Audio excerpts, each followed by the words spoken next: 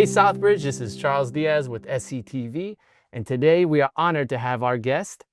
Nadia Milleron is my name, and I am from Sheffield, Massachusetts, and that is in Berkshire County, all the way west next to Connecticut and New York. And so I am running for U.S. Congress, and I'm running against Richard Neal, but as an independent. I'm not in a party. And this is the second time I'm doing that, and I will be on your November 3rd ballot. I will not be in a primary because I'm not part of a political party. And I'm very honored to be here, and thank you so much for having me, Southbridge.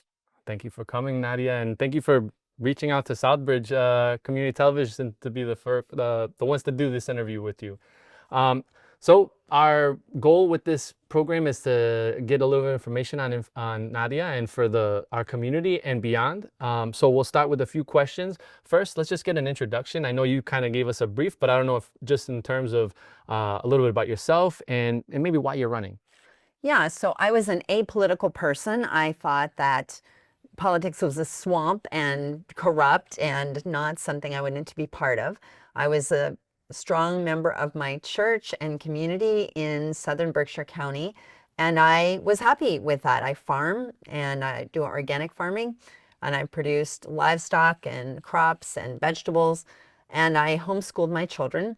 But I'm also an attorney, so I had helped with mental health issues in a hospital in Connecticut. I'm licensed to practice in Connecticut, now retired. But a horrible thing happened to our family. In March 10th of 2019, my daughter, who is a humanitarian and traveling from Washington, D.C. to Uganda, she was stopped in Ethiopia and got on a plane to go to Nairobi on her way to Uganda. And the new Boeing MAX plane that she got on crashed 6 minutes and 40 seconds after takeoff because the plane was defective. And it was certified by the FAA, but fraudulently. So Boeing did not produce all the information for the FAA that they needed to review the plane and certify it as safe. And it was the second plane to crash for the same defect.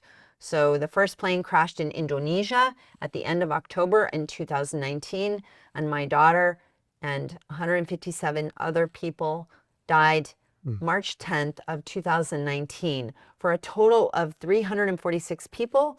And the criminal court judge in Texas said that this was the biggest corporate crime in U.S. history. Boeing killed 346 people by fraudulently certifying their airplane with the FAA, not providing all of the information that was necessary. So I still didn't think that I should become politically involved because I thought for sure Boeing and the FAA would not risk a third crash. For sure they would fix everything necessary to fix. But then in April of 2019, a month after the crash, I saw, and my uncle Ralph Nader, he showed me that Boeing was fast tracking and the FAA was fast tracking the re-entry of the plane into service without fixing the problems. And I was just horrified. I couldn't believe it. So they had changed the comment period from 30 days to 15 days. And I did go to Washington. And when I went to Washington to lobby and to advocate as a family member, a victim's family member, I actually did not think that I could change anything. I just thought for my own conscience, like if there would be a third crash and I stayed on my couch in Western Massachusetts crying about my daughter and I never went to Washington and alerted people that there was a problem, then how could I live with myself after a third crash? So I didn't have any faith. You know, Boeing is a huge company. They have a very, very much influence over our government. They have all kinds of military contracts. And I really did not think that I could make a difference. And then in December of 2020, after going to over 300 offices in the US Congress, I was amazed to see that the legislation we helped write and helped push, the American Aviation Safety and Accountability Act, passed unanimously in Congress.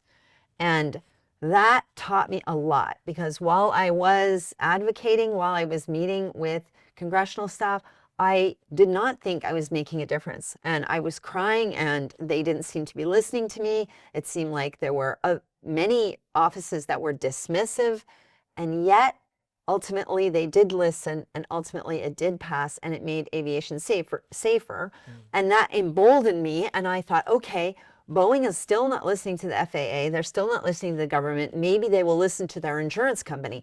So if they have punitive damages for wrongful death, that means like they would be punished by the court system for killing more people, right? Then they can't insure for that.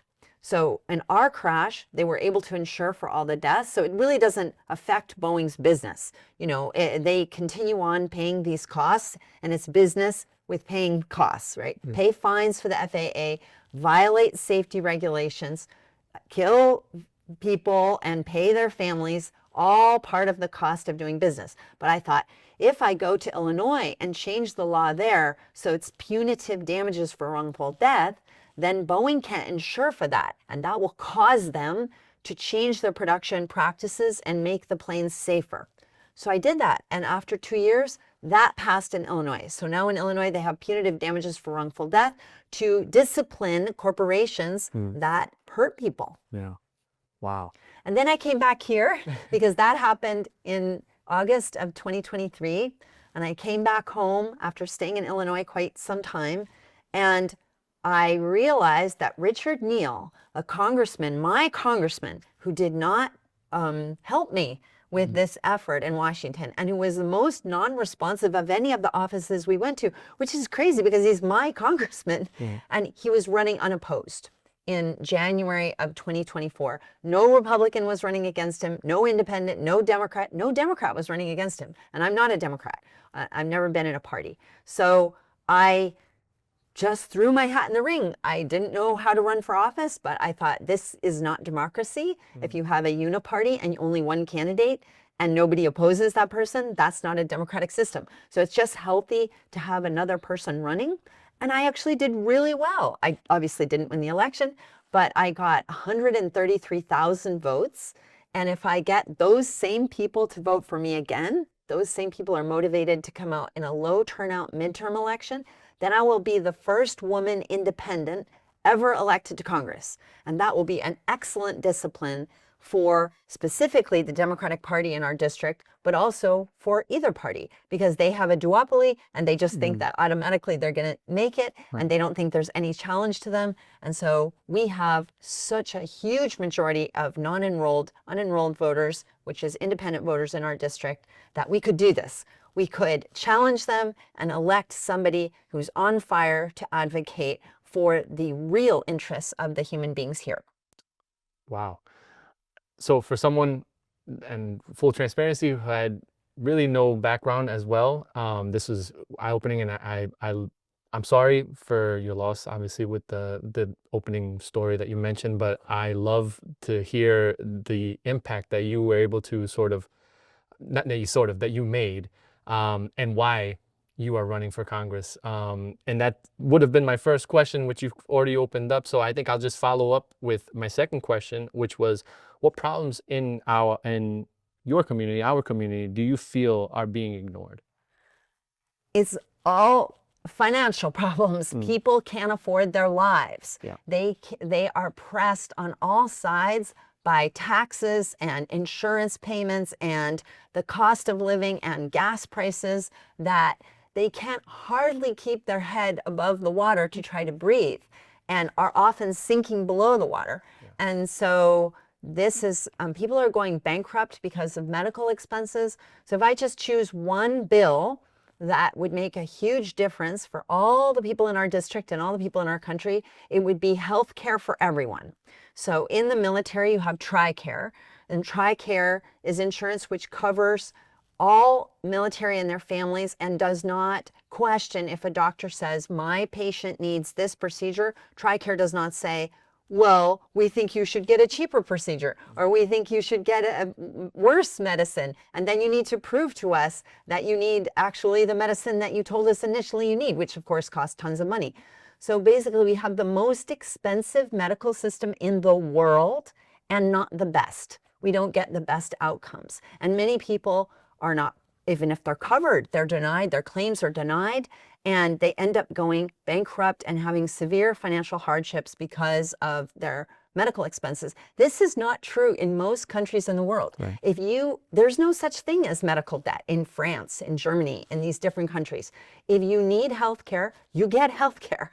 Like, it is just an automatic thing. And we have bits of this in our country. We have Medicare. So, and then Medicare doesn't cover everything people need, so they have to get supplemental insurance, which is also a ripoff.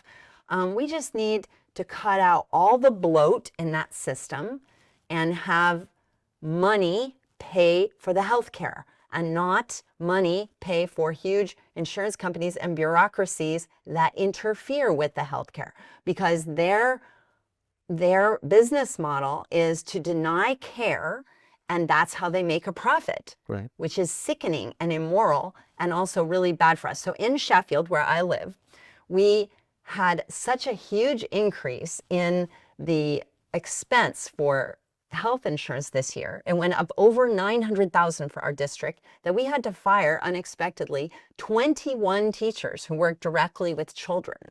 So that's crazy. In order to support the bloat, we're shorting our children direct contact with adult guidance. I mean, this is a crazy reality. Municipalities, especially smaller municipalities, cannot afford a health insurance. They tried to bind together in the hill towns so that many municipalities were buying health insurance together, and then it went up another 30%. This is just a crazy system. If we had Medicare for all just in Massachusetts, we would save over $400 billion in our state, and we would get health care for everybody and better health care. So this is stuck in the legislature on Beacon Hill, and we need to pressure our representatives and senators from Massachusetts to pass it. And it could be a model for the whole country. Now, when you ask Richard Neal, he says, no, we don't need it for the whole country. We need it for Massachusetts. It's going to pass in Massachusetts, and that'll be a model for the rest of the country. No, we need it all over. We need it for the whole country. We need it for Massachusetts. And I am pushing for health care for every single person.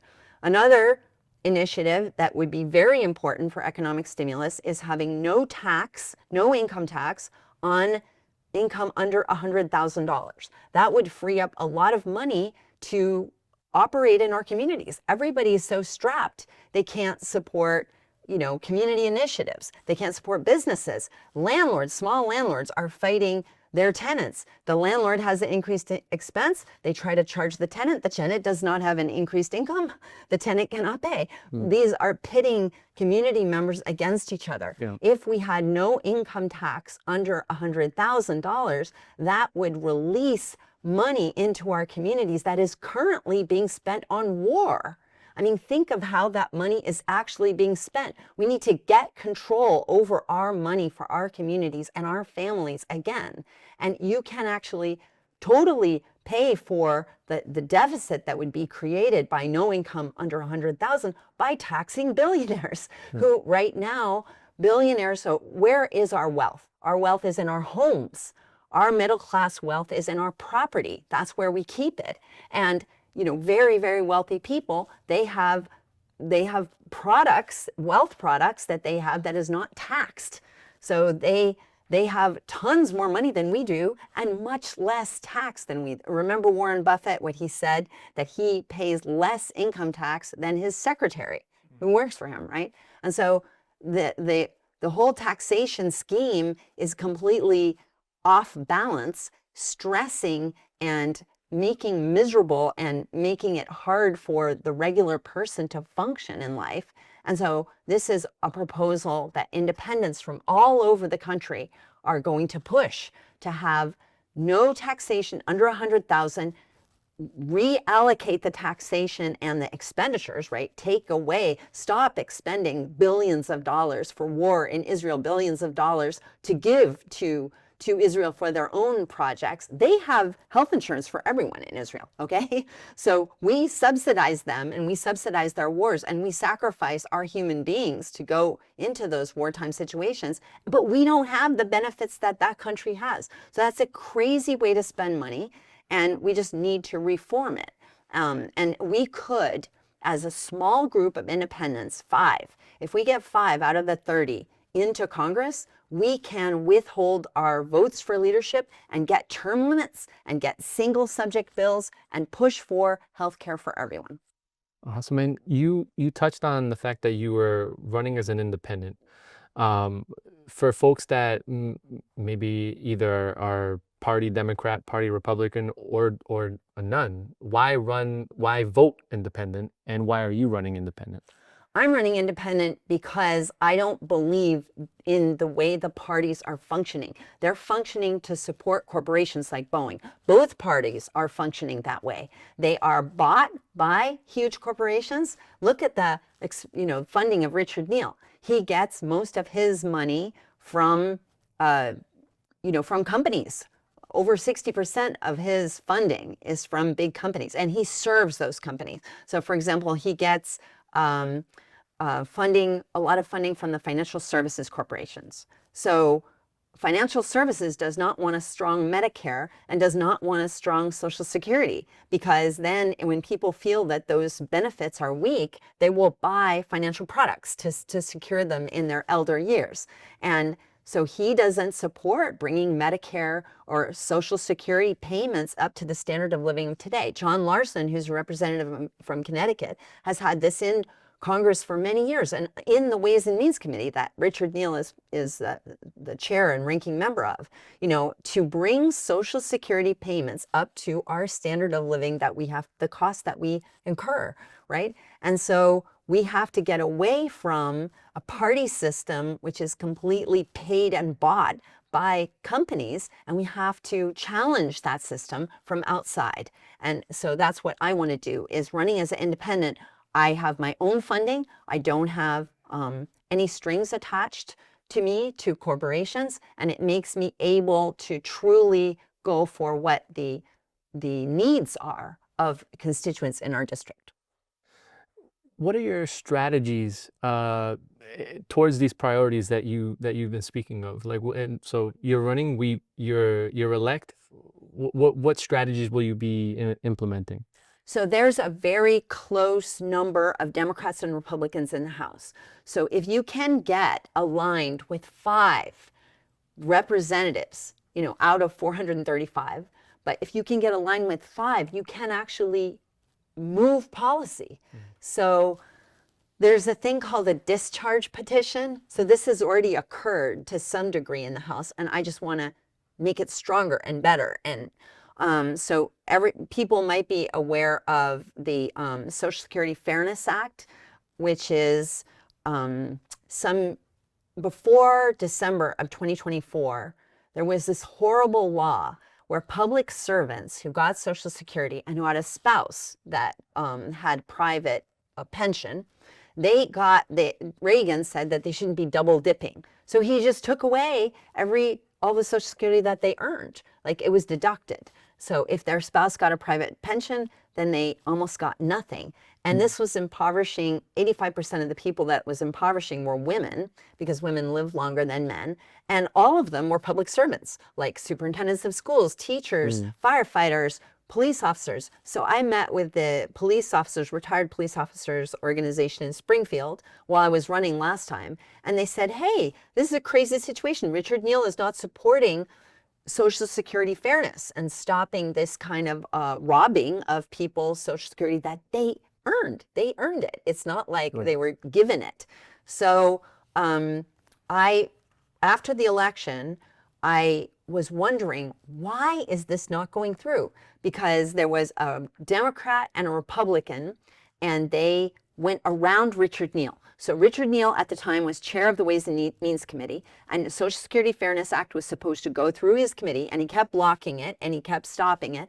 And so they got the majority, 2/3 of the House, to take a discharge petition where you can avoid the committee process. You can go straight to the floor of the House. And so they did that, and they passed it in the House, and then it had 72 votes that were for it in the Senate, but for some reason it wasn't going through. I didn't understand it. So I went to Washington, and I learned that Chuck Schumer was blocking it from going to the floor of the Senate, And he said he was doing that because he had to approve Biden's judges before Biden would leave office, and that he had to reserve the time on the floor in order to approve Biden's judges. But I saw that Chuck Schumer was bringing legislation to the floor. It was legislation to punish universities where there had been protests about Palestine. And so he was bringing legislation, just not this legislation. And it was crazy because this legislation affected more than 3 million Americans and their pocketbook and their retirement. And, you know, it had already passed the House and it already had all the votes in the Senate. So I got a bunch of people from Western Mass. We went to Washington and we went right into his office. And we had signs and we said Social Security fairness. And guess what else we had? USA Today reporter with us. Oh, wow. And the next day, the USA Today reporter wrote about it, like this is being stopped and Chuck Schumer is bringing legislation. It's not just to reserve this time for judge approval. And he brought it to the floor and it passed. So you have to be aware of these dynamics. Chuck Schumer is incredibly skilled at moving things along when he wants to. And he did that with Boeing. Boeing was avoiding, they wanted an exemption from Congress for safety regulations. And so they tried to get it through the military, they tried to get it through the omnibus bill. And we blocked them in the House. And then they got it through Chuck Schumer directly into the Military Authorization Act without even going through the House. Like after the process had already left the House and was in the Senate, they just slipped it in. So Chuck Schumer knows, he has very amazing skills at moving legislation, but it depends on what his motivation is, like whether he's going to use it for good or not. And that day, in terms of Social Security fairness, Ted Cruz, and the appropriately named Crapo, or I don't think that's really how you say his name, but maybe it's Crapo from West. I'm forgetting the name of the state that he's from. But anyway, they tried to block it procedurally. They tried in the Senate, even though the Senate had the votes, so very undemocratic, right? But they tried to stop this legislation from going through in a procedural way. And Chuck Schumer did this and that and brought it out of committee, into committee, and did this and that, and he got it through. And he had the votes, he had the votes. The work had been done. It had been 15 years. I mean, I just came in at the end, but it had been 15 years of police unions, firefighter unions, teachers, municipal employees all fighting for this. And finally, they had got it through the House, got all their votes in the Senate, and finally, Chuck Schumer, with appropriate pressure, got it through. And that's the kind of thing that you have to understand. You have to know, okay, Boeing, these big companies, they have access. Oh, they're coming out with the legislators to the hearing. I can't go back there. They're coming out with the legislators. They have total access. When Boeing wants something, they get it done in weeks or months. And then they say to us, oh, you have to wait 20 years to get health care for everyone.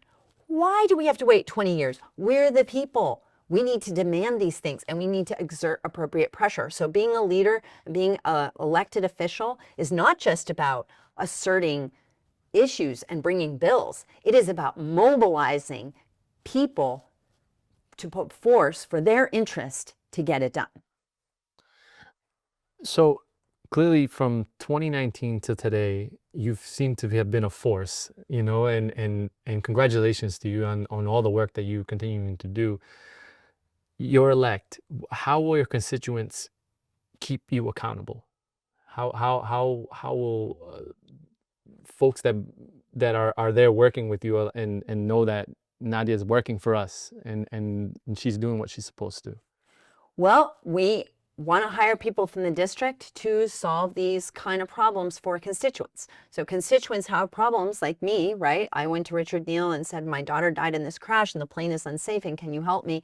There has to be a responsiveness from the office. So I would like to think that it's just through communication, right? People contact the office and I respond. However, if I wouldn't respond, people can use the press. People can, publicize, well, she didn't respond. I did this and she didn't respond. So I noticed that before when I was a nobody knew who I was, I couldn't get a response out of Neil's office. Now, when I ask Neil's office for something, I immediately get a response. So that's not how it should be. Every human being has legitimate concerns and has needs as a constituent to be attended to. And so anybody with any concern should be attended to. And if the office cannot move it, then they have to explain to the person, well, look, we tried this and we tried this, and we're not seeing an avenue where we can actually solve your problem. I'm not saying that I'm God. I can't solve every problem, but there should be a decent effort made.